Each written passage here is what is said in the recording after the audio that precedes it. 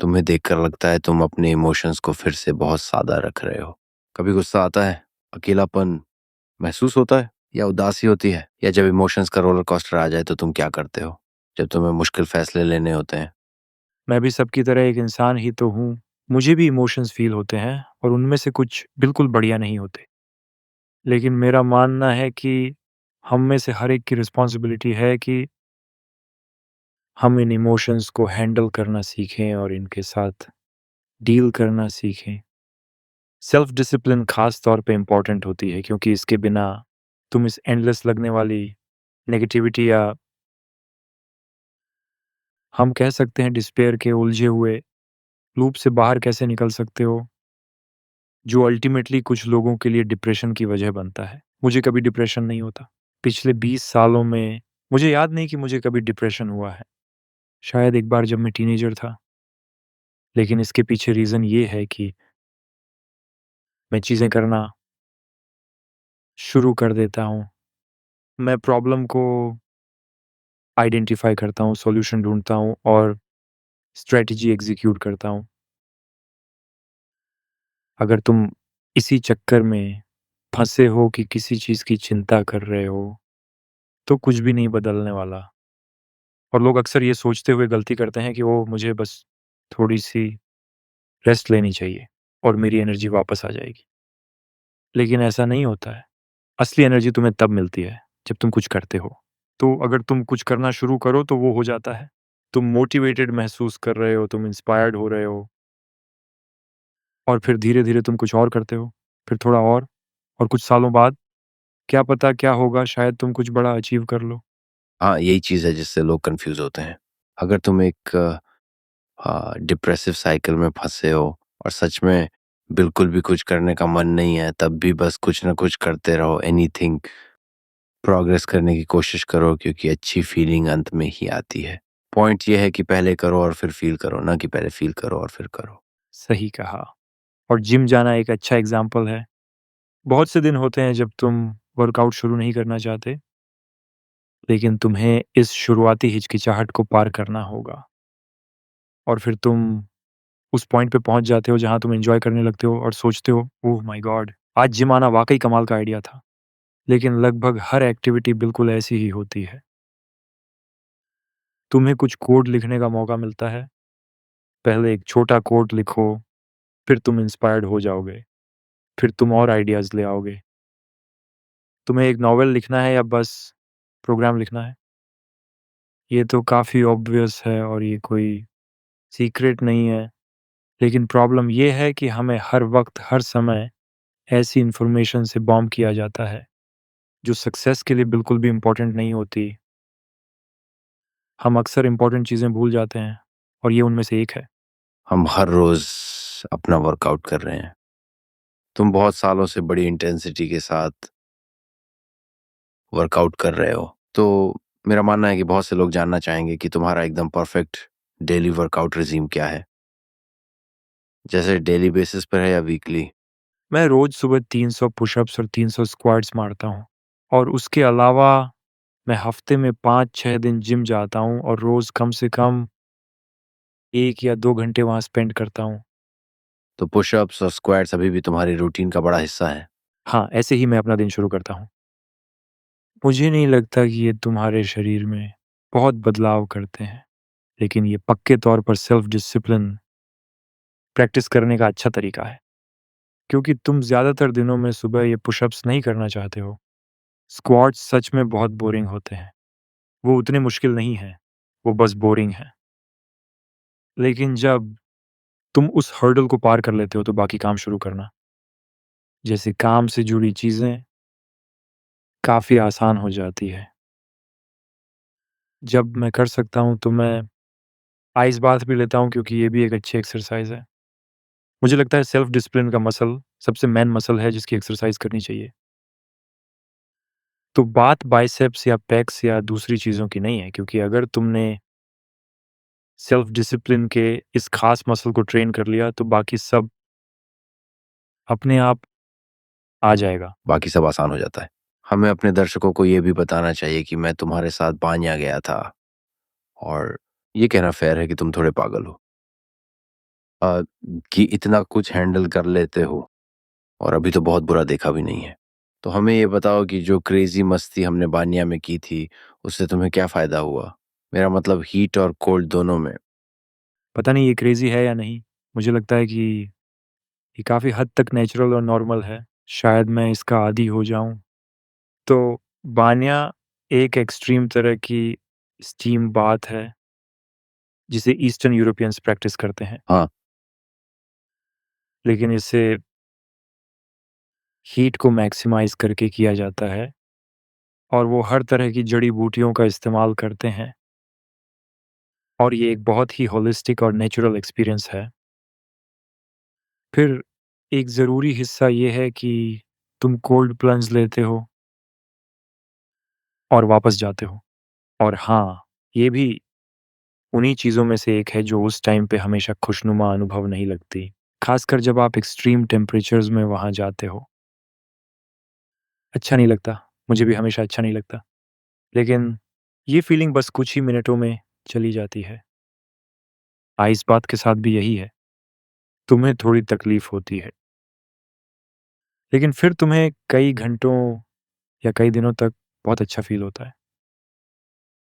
और सबसे बड़ी बात, इससे लॉन्ग टर्म हेल्थ बेनिफिट्स भी मिलते हैं। एक तरह से तुम इसे अल्कोहल के रिवर्स के रूप में भी देख सकते हो। अल्कोहल की बात करें तो वो तुम्हें बस थोड़ी देर का शॉर्ट लिव्ड मज़ा देगा, 1 या 2 घंटे का। लेकिन उसके बाद तुम्हें लॉन्ग टर्म में उसके नेगेटिव कॉन्सिक्वेंस चुकाने पड़ेंगे। मैं तो बानिया और आइस बात ही चुनूँगा। हमने फ्रांस की एक बड़ी लेक को 2-3 बार तैर के पार किया था। क्या तुम हमें बताना चाहोगे कि तुम्हें ये लंबे स्विम्स क्यों पसंद हैं? मुझे कई घंटों तक स्विमिंग करना पसंद है। मैंने फ़िनलैंड में सबसे लंबा स्विम किया था, पूरे साढ़े 5 घंटे तक, और वहाँ पानी बेहद ठंडा था। मैं प्रोसेस में खो गया और बड़ी मुश्किल से वापस लौट पाया। पर मैं ये इसीलिए करता हूँ क्योंकि बाद में ग्रेट फ़ील होता है। तुम थोड़ा काँपते हो लेकिन बाद में ग्रेट फ़ील होता है। जब तुम एक बड़ा लेक क्रॉस करते हो, और मैंने कई लेक्स क्रॉस किए हैं जैसे जेनेवा लेक, ज्यूरिख लेक, तो हर बार तुम्हें एक अचीवमेंट वाली फ़ीलिंग आती है, जो तुम्हें सुपर हैप्पी और स्ट्रॉन्ग फ़ील कराती है, और फिर तुम दूसरे चैलेंजेस के लिए तैयार हो जाते हो। और बेशक, जब तुम्हें पता होता है कि ये सफ़र अगले कई घंटों तक चलने वाला है, हिचकिचाहट होती है। लेकिन जैसे ही तुम 10 मिनट तैरते हो, फिर 20 मिनट, फिर 30 मिनट, वो तुम्हें ज़बरदस्त पेशेंस सिखाता है, जो मुझे लगता है लाइफ़ में कुछ भी अचीव करने के लिए बहुत ज़रूरी है। और ये काफ़ी मेडिटेटिव भी है, लेक वर्सेस ओशन। हाँ, और तुम्हें बहुत तेज़ जाने की ज़रूरत भी नहीं है। हाँ, तुम धीरे-धीरे मोमेंट एन्जॉय कर सकते हो। जब तक तुम खो नहीं जाते और ये साढ़े 5 घंटे हो जाते हैं। क्या तुम घबरा गए थे कि तुम्हें बाहर निकलने का रास्ता नहीं मिलेगा? नहीं, बिल्कुल भी नहीं। मैं काफ़ी स्ट्रेस रेसिस्टेंट इंसान हूँ, तो मैं तब पैनिक नहीं हुआ। और मैंने इससे भी ख़राब स्विम एक्सपीरियंस किए हैं जो छोटे थे, लेकिन कुछ एक्सीडेंट्स भी हुए थे, और शायद तुम्हें भी वो पता है। तो वो एक्सपीरियंस इतना बुरा भी नहीं था। लेकिन स्विमिंग और जनरली कोई भी फिज़िकल एक्टिविटी की सबसे इम्पोर्टेंट बात ये है कि ये तुम्हारा माइंड क्लियर कर देती है और तुम्हारी थिंकिंग प्रोसेस और भी एफ़िशिएंट हो जाती है। क्योंकि आखिरकार हमारे ब्रेन की एफ़िशिएंसी इसी बात पे डिपेंड करती है कि हमारा हार्ट ब्लड के थ्रू कितना शुगर और कितनी ऑक्सीजन ब्रेन तक पहुंचा पाता है। तो तुम इसे और फास्ट कैसे कर सकते हो, या फिर अपने लंग्स को ज़्यादा एफिशिएंट कैसे बनाते हो, तो फिर हार्ट को इस काम में और एफिशिएंट कैसे बनाएं। तो फिजिकल एक्टिविटी ही इकलौता तरीका है जो मुझे पता है। तो फिर ये सिर्फ हेल्दी रहने या अच्छा दिखने की कोशिश नहीं है, ये भी प्रोडक्टिव होने का एक तरीका है। स्ट्रेस रेजिलेंट होना भी बहुत ज़रूरी है। अगर आप एक बड़ी कंपनी चलाना या शुरू करना चाहते हो तो ये क्वालिटीज़ ज़रूरी हैं। जब मैंने 10 साल से भी पहले ये शुरू किया था, तो मैं ये देखकर सरप्राइज़ था कि ज़्यादा सीईओ स्पोर्ट्स में एंगेज नहीं थे। पिछले कुछ सालों में सिचुएशन बदल गई है, जो बहुत बढ़िया है। क्योंकि पहले के ज़माने में यानी 20 साल पहले एक स्टीरियोटाइप था कि अगर तुम स्ट्रॉन्ग हो तो तुम बहुत स्मार्ट नहीं हो सकते, और इसका उल्टा भी, जो कि पूरी तरह से बकवास है। अक्सर ये चीज़ें साथ-साथ चलती हैं। तो तुम्हारे लिए वर्कआउट सिर्फ हेल्दी रहने के बारे में नहीं है। असल में ये चीज़ बहुत वैल्यूएबल है तुम्हारे काम के लिए। चाहे तुम टेक लीडर हो, इंजीनियर हो या टेक्नोलॉजिस्ट। हाँ, बिल्कुल। जब भी मैं ट्रेन नहीं कर पाता, तो मुझे लगता है कि जैसे स्ट्रेस धीरे-धीरे मुझ पर हावी हो रहा है। या तो ऐसे सिचुएशंस में भी जब मैं रिस्ट्रिक्टेड होता हूँ, मैं जिम नहीं जा सकता, मैं बस पुशअप्स करता रहूँगा या मैं बस स्क्वाट्स करता रहूँगा। हाँ, मेरा मतलब बॉडी वेट एक्सरसाइज की। ये तो खास बात है। तुम इसे कहीं भी कर सकते हो। तुम बस मीटिंग से पहले 50 या 100 पुशअप्स कर सकते हो। तो क्या तुम्हें अजीब नहीं लगता जब तुम्हारा कोई दिन बिना फिज़िकल एक्टिविटी के गुज़रता है? हाँ, अगर मैं एक दिन बिना पुशअप्स किए चला जाऊँ तो कम से कम वो दिन तो बकवास होता है। और अगर तुम पुल-अप्स कर पाए तो और भी बेहतर। हाँ, मुझे तुम्हारे डाइट के बारे में भी पूछना है। ना प्रोसेस्ड शुगर, ना फास्ट फूड, ना सोडा, इंटरमिटेंट फास्टिंग। कभी-कभी दिन में 1 ही बार, कभी-कभी दिन में 2-3 बार। तो बताओ, तुम्हारी नो शुगर, नो सोडा और सिर्फ क्लीन फूड वाली फिलॉसफी क्या है? ख़ैर, शुगर तो काफ़ी ईज़ी है क्योंकि ये एडिक्टिव होती है। तुम जितनी ज़्यादा शुगर खाओगे, उतनी ज़्यादा तुम्हें उसकी क्रेविंग होगी। हाँ, तो अगर तुम एफिशिएंट और हेल्दी रहना चाहते हो, तो प्रोसेस्ड शुगर क्यों कंज़्यूम करना? तुम बस हर समय स्नैकिंग करते रहोगे। इंटरमिटेंट फास्टिंग मतलब दिन में सिर्फ 6 घंटों के अंदर ही खाना, या हर दिन 18 घंटे तक कुछ ना खाना। साथ ही इससे तुम्हारे दिन में और तुम्हारी ईटिंग हैबिट्स में एक प्रॉपर स्ट्रक्चर आता है, तो शुगर की क्रेविंग ही नहीं रहती। क्योंकि तुम्हें पता है कि अगर शुगर खा ली और बाद में स्नैक नहीं कर पाए, तो तुम खुद को पनिश कर रहे हो। मैंने लॉन्गेविटी पर कुछ किताबें पढ़ी, मुझे लगता है एक बात तो सभी मानते हैं कि शुगर बहुत नुकसानदायक होती है। मैं चीनी को लेकर बहुत सख्त नहीं हूँ। तुम बेरीज़ या फ्रूट खा सकते हो, अगर तुम्हारी बॉडी को इसकी ज़रूरत है। लेकिन ये सोचना कि मीठा खाना ज़रूरी है, ये बिल्कुल सही नहीं है। ना तो बच्चों के लिए और ना ही बड़ों के लिए। रेड मीट, मैंने इसे खाना लगभग 20 साल पहले बंद कर दिया था क्योंकि जब भी मैं इसे खाता था, तो मुझे भारीपन महसूस होता था। सबका इंडिविजुअल होता है। ये मेरी मेटाबॉलिज़्म है और मेरी डाइजेशन सिस्टम इस तरह के फूड प्रोडक्ट्स को बिल्कुल भी एग्री नहीं कर पाते।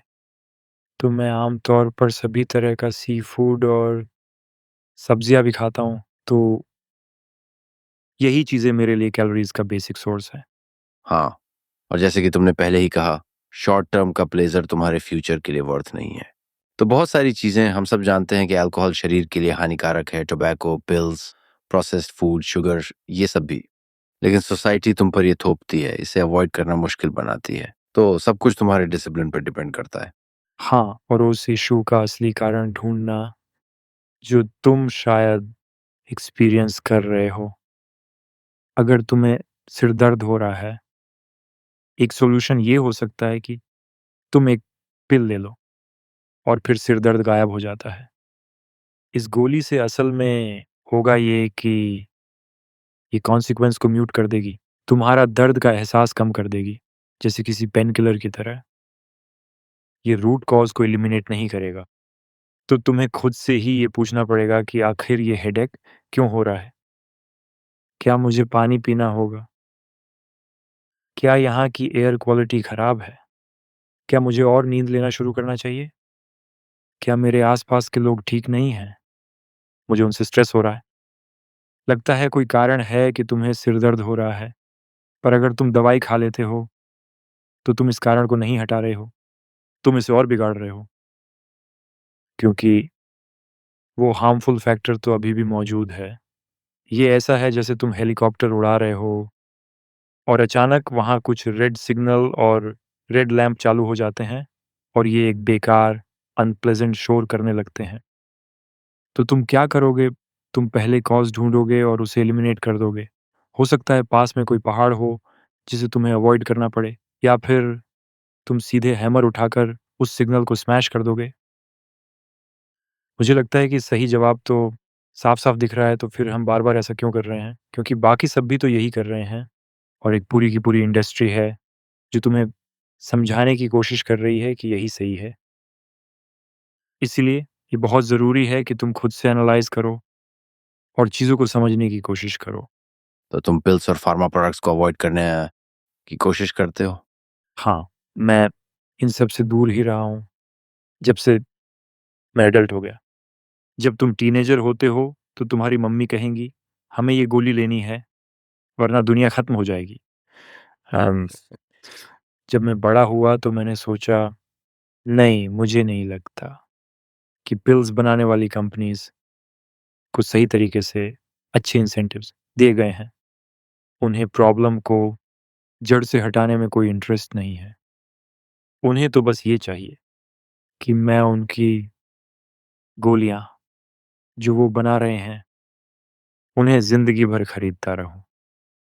और फिर मुझे भी रियलाइज़ हुआ, मैं ये नहीं कह रहा कि तुम्हें कभी पिल्स नहीं लेनी चाहिए। हाँ, ऑब्वियसली कुछ डिज़ीज़ेज़ ऐसी होती हैं, जिनसे तुम सिर्फ़ दवाइयों से ही लड़ सकते हो, फॉर एग्ज़ाम्पल एंटीबायोटिक्स। तो मेरा ये मतलब नहीं है कि हम मिडल एजेस में वापस जाएँ, लेकिन मैं ये कह रहा हूँ कि हम पिल्स का ज़्यादा यूज़ करते हैं। हाँ, ये हमेशा अच्छा होता है कि तुम स्टडी करो और डीपली समझो कि दुनिया किन इंसेंटिव्स पर चल रही है, ताकि तुम उन फोर्सेस में बह ना जाओ जो इन पर चलती हैं। और बिग फार्मा उनमें से ही एक है। फार्मास्यूटिकल कंपनियों को प्रॉब्लम को सॉल्व करने के बजाय उसे चलते रहने देने में ही बड़ा फ़ायदा होता है। यही समझदारी है, ये वही है जिसे मैं हर रोज़ प्रैक्टिस करता हूँ। मैंने एक खबर पढ़ी और सोचा, मैंने अगर इसे पढ़ा तो किससे फ़ायदा होगा? तो तुम्हें ये कन्क्लूज़न आ सकता है कि शायद 95% चीज़ें जो हम न्यूज़ में पढ़ते हैं, वो इसलिए लिखी और पब्लिश हुई हैं, क्योंकि कोई ये चाहता था कि तुम उनसे कोई प्रोडक्ट खरीदो, कोई पॉलिटिकल कॉज़ सपोर्ट करो, कोई लड़ाई लड़ो, पैसे डोनेट करो। बस कुछ ऐसा करो, जिससे दूसरों को फ़ायदा हो, और इसमें प्रॉब्लम भी नहीं है, अगर तुम सच में उस कॉज़ में विश्वास करते हो। बस ये तुम्हारी खुद की इंटेंशनल चॉइस होनी चाहिए, ना कि तुम मैनिपुलेट होकर दूसरों की लड़ाइयाँ लड़ रहे हो। और इससे हम वापस आते हैं उस बात पे जो हमने शुरू की थी, जो कि है फ्रीडम। सोचने की आज़ादी पाने का एक तरीका है अपने दिमाग को उन इन्फ्लुएंसेस से दूर करना जो तुम्हें मैनिपुलेट करते हैं। ये जानना बहुत ज़रूरी है कि जो कंटेंट तुम इंटरनेट पे कंज्यूम करते हो, उसका बड़ा हिस्सा तुम्हारे दिमाग को मैनिपुलेट करने के लिए ही डिज़ाइन किया गया है। तो तुम्हें खुद को डिस्कनेक्ट करना पड़ेगा और हमेशा प्रोएक्टिव रहो। समझो कि बायस क्या है, इंसेंटिव्स क्या हैं, ताकि तुम क्लियरली, इंडिपेंडेंटली और ऑब्जेक्टिवली सोच सको।